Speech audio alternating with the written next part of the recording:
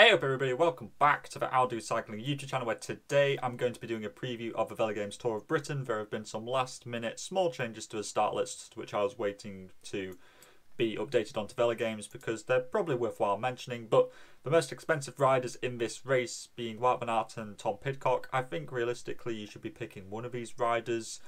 Whichever one you decide to go with is kind of up to you. Apparently Wout van Aert is going to be on lead out duty, however much you want to believe that is kind of, again, is up to you. But I think that Wout van Aert and Pidcock are going to be likely finishing on the podium in this race, so therefore picking either of them is going to be a very good choice.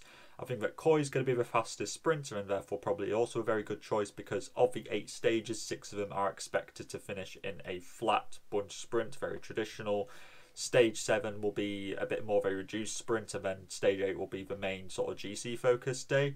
Tobias Harland Johannesson, very much like Pidcock, so therefore he's probably also a good choice. He'll be finishing inside the top 10 too. Bennett, Gaviria, and Van Poppel and Vernon, very good sprinters to be picking as well. Of course, Van Poppel and Bennett a little bit trickier because one of them will be the lead-out man. Obviously, that will probably be Van Poppel, but he has also looked very good at the recent Deutschland Tour, at the Bremer Classic. Van Poppel's in a really good vein of form. It wouldn't surprise me if he was, very competitive on something like Stage 7, or maybe if he held on for, a decent GC finish as well. Maybe he might finish inside the top 10 if he got some bonus seconds. So I think Van Poppel, he's also finished quite high up in top 10s and in sprint rankings just because of being a lead-up man for Sam Bennett. So I do like Van Poppel as well. Tiller, I think, isn't really, he's in a weird middle ground where he's a bit of a classic style sprinter, so I don't think he'll be overly competitive. But I think that all of these are better than Carlos Rodriguez because the pure climber just isn't going to get you that many points. Vernon doesn't have his usual lead out, so therefore that's a little bit kind of something which negates against him. So I'd probably favour somebody with a pure lead out, but Vernon is still very fast. Pollitt will probably finish top 10 GC. Serrano probably will as well. Sheffield maybe. A little bit of a distinguishing factor, perhaps, if you wanted to go with him. Him and Pidcock, I think, will be very good. Maybe even Connor Swift as well might be up there in GC. So Sheffield's quite good, but they'll probably be all in on Pidcock. So Sheffield might be a little bit of a waste at 12. Stephen Williams might be a better choice. After all, he's been looking very good in the last month or 2 months or so. And I think he's still looking for a new contract, so therefore he'll be quite motivated to get a good result. He's going to be like the main man for GB in that sense. Lund Anderson will be the fastest sprinter for DSM. He's been looking really good recently, like him. Van Uden, I think, will be a lead-out man. That seems to be what he's been doing this year. So Van Uden, I'm quite a fan of too. 8 credit riders. Beneu won a stage last year. He was 6 credits last year. I had him on my team. But yeah, he finished top 10 in Arctic Race of Norway, so maybe he could repeat that again. Donovan and Howson been looking very strong as well. Howson, of course, was very good at Burgos, so I reckon he'll be quite a good one too.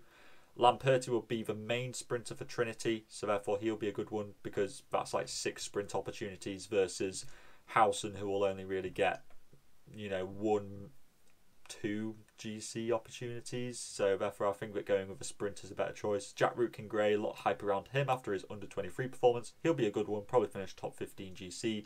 Salby will be the sprinter for Bengal, very versatile as well, so maybe he finishes top 15 in GC. Connor Swift, as I said, might accidentally end up high up in GC through, trying to make things attritional for Pidcock. Townsend will be the likely sprinter for Bolton Equities, so I rate his chances as well of finishing in the top 10 quite a few times. Though they might go with Matt Bostock as well. He has been known to sprint in that team as well. Finn Crockett will probably be the sprinter for Samparan, but they might go with Harry Birchall because Birchall did finish, I think he was 10th or 11th in a sprint last year. He's been looking really strong recently. He recently won the Rydale Grand Prix, which is one of the hardest races on the British calendar. He also did very good in the Lancaster GP. So therefore I think that he is one of the main men for Samparan this week. Noah Hobbs is a good one because he might get his own sprinting opportunities if they don't just go with Vernon all the time. Leon Johnson and Paul Magnier, probably the GC options for Trinity. Johnson finished just outside the top 10 in the recent Arctic Race of Norway, which is a very similar sort of parcours, I guess, to the Tour of Britain. And Magnier looked good at the Tour de Limousin, where Kuznetsov won, I think it was. Or no, it was Romain Gregoire, and he was quite good in there. I think he was just outside the top 10 in GC as well. Parasini, probably the sprinter for Q36.5. Jacob Scott will be Mr. Breakaway. He'll get in like loads of breaks and will probably win the Mountains classification more than likely. And then moving into the 4 credit riders, I think Rob Donaldson's the best one. Bob Donaldson is, probably going to get his own chances, considering that Luke Lamperti, the main sprinter, already has a contract for next year. And the way that Trinity works as a development squad, I would expect that Donaldson will get his own chances throughout the week. There's also... who else is there? There's Sajnok, who was a very fast sprinter when he was at CCC a few years ago, so he's a good one to be picking as well. For 4 credits, he used to be a World Tour level sprinter, so it'll be him or Parasini, but you could take a punt on him. Irinestad, and again, another sprinter for Uno X. They could go with 1 or 2 other guys, I think, including Tiller, but I think that Irinestad is, again, worthwhile of putting a bit of a punt on for 4 credits, so that's another one to be picking as well. That's about it. Oliver Wood is the UK crit champ, but I think that he'll just be a domestique. I had to kind of swap through halfway through there because I realised that my stuff hadn't updated. This is my team that I've got right now. Very subject to change. I've got kind of both Bora guys in there, but I could be very tempted to put in a Gaviria or a Vernon instead of Sam Bennett. But I do think that Bennett has looked good this year, although his form is very questionable. He can, blow very hot and cold. But I am currently missing Wout van Aert. But that's just, what the team which I have at the moment. But let me know what you're thinking in the comments down below. Are you going with Wout van Aert? Are you going with Pidcock? The sprinters? And yeah, hopefully my kind of insight on the continental level GB riders has been helpful for you to try and fill out those last few slots in your team. And all that is left to say is to stay safe out there, and I'll see you in the next video.